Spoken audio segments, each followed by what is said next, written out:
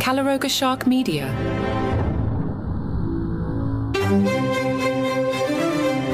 Hello and welcome to Palace Intrigue. I am your host, Mark Francis. Royal commentator Gareth Russell has criticised Kate and Wllliam for their lazy approach to royal family engagements. Despite completing 172 and 123 engagements in 2023 respectively, their numbers fall significantly short of Princess Anne's remarkable 457 outings during the same year. Speaking to GB News, Russell pointed out that Prince William appears to be influenced by his late mother, Princess Diana, in prioritising family life. He stated, "This is where you very much see that William is Diana's son. Recently, there has almost been a perception that he is Charles's son and Harry is Diana's son. But Diana was immensely close with William. The danger for them is that even though this is almost certainly motivated by prioritising their home life, it has enabled their critics to paint them as lazy. That reputation can take quite a bit of time to shake off at the moment." Prince William is said to be seeking more control over the royal family, but he does not wish for King Charles to abdicate, according to reports. Associates of the Prince of Wales have openly discussed the rumoured tensions between the king and his son, emphasising that their relationship remains not detrimental as per GB News.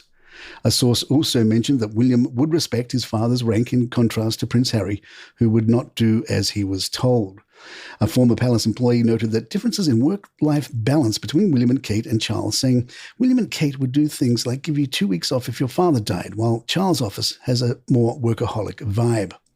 A friend of William told the Daily Beast, "William and Catherine have 3 children under the age of 11, so that is very much their focus right now. William neither expects nor wants Charles ever to abdicate." Another friend of the couple stated, "Of course, William expects to be given more influence and control as the years go by. That's how it works. It's total rubbish to suggest that means they are at each other's throats." Friends of King Charles dismissed suggestions of a feud, explaining, "Charles absolutely wants William to plough his own furrow. He is encouraged to do so just as he was." However, a former Buckingham Palace staffer noted, "I am sure they will butt heads as Charles is allergic to anyone telling him what to do and William is not exactly famed for his subtlety. But I think it is broadly seen as a productive rivalry rather than a destructive one because William respects his father's rank as head of the firm. Ultimately, the monarchy is a hierarchical structure based on military principles, and when push comes to shove, you have to obey orders from your superiors.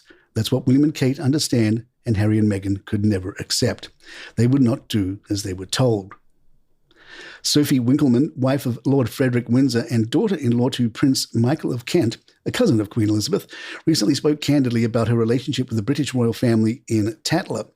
An accomplished actress known for her roles in 2.5 Men, Wonka, and as Big Suze on Peep Show, she described her bond with the royals, including King Charles, as close and personal. She expressed particular affection for the king, calling him a very dear friend and admiring his relentless work ethic and dedication to societal issues. As for the royals, she says, "Behind the camera, they're really fun, clever, kind people," Sophie added. "The king is a very dear friend. I spend a bit of time with him. You see how he works all day long, has a quick supper and then disappears until about 4 a.m. to write letters. He cares about so many things, and he comes up with brilliant solutions." In 2017, Sophie was in a car crash, which left her trapped in an upside-down vehicle with life-threatening injuries. Charles's cook at Clarence House provided her family with 2 meals a day for months, which Sophie calls life-saving, having this massive thing twice daily that I didn't have to worry about. Sophie shared an anecdote about speaking to the late Queen about the crash while at an event. She asked how I was, and she said, "We can't have that. You have to go in the water." She told us that when horses had broken backs, they swam, and so she let me use her pool at Buckingham Palace. That's the reason I got better. It was so typically thoughtful. Palace Intrigue will be right back.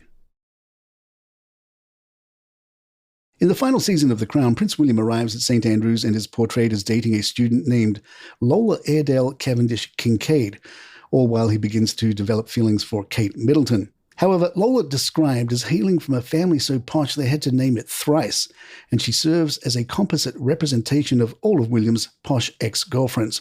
In the show, one of Kate's co-workers tells her, "When it comes to bagging a prince, only genuine blue bloods need apply." In reality, Prince William was linked to several women before his relationship with Kate Middleton, including Rose Farquhar, Isabella Anstruther Calthorpe, whose 3 last names might have been inspired elements of the Lola Airedale Cavendish Kincaid's name, Olivia Hunt, Carly Massey Birch, and Davina Duckworth Chadd. Regarding the Airedale Cavendish Kincaid family, it's important to clarify that this family doesn't exist in reality. However, the three names are connected to various aristocratic families. The Cavendish family, for example, is headed by the Duke of Devonshire, and John F. Kennedy's sister Kathleen Kick Kennedy married William Billy Cavendish, the Marquess of Hartington, who was a member of the Cavendish family. Additionally, there is a Kincaid family, also known as Clan Kincaid, which is a prominent Scottish family. As for the Airedale family, it doesn't appear to exist. However, it might be drawing inspiration from the Airedale Terrier, which is described by a breeder as an aristocratic guardian of estates, exuberant otter hunter, and family friend. King Charles is seeking to fill a professional phone operator position based at Buckingham Palace. The permanent role requires 38 hours of work per week and offers a salary of £26,000, a higher rate for answering fewer calls compared to the same role 7 years ago. The Royal Telephone Operator will be responsible for handling approximately 4,000 telephone calls per week, totaling 208,000 calls annually to the royal residence. Applicants for this role should have previous experience working on a switchboard or reception, possess basic computer skills, and be confident and professional communicators. They must be available to work weekends and answer calls between 8 a.m. and 10 p.m. The position comes with benefits, including free lunches while working and a generous 15% pension scheme. The application deadline for this vacancy is January 2nd. The benefits package includes 25 to 30 days of annual leave, a non-contributory pension plan with a 15% employer contribution, complimentary on-site lunches, and various leave options to support life priorities. Additionally, employees enjoy discounts at Royal Collection Trust shops, complimentary admission tickets to all royal locations, and exclusive discounts. And there you have it. If you'd like to email us, our address is thepalaceintrigue@gmail.com. Please follow us on Spotify, Apple, or your app of choice. If you're on YouTube, hit that subscribe button. It really helps us out. I'm Mark Francis. My thanks to John McDermott. This is Palace Intrigue. Good times.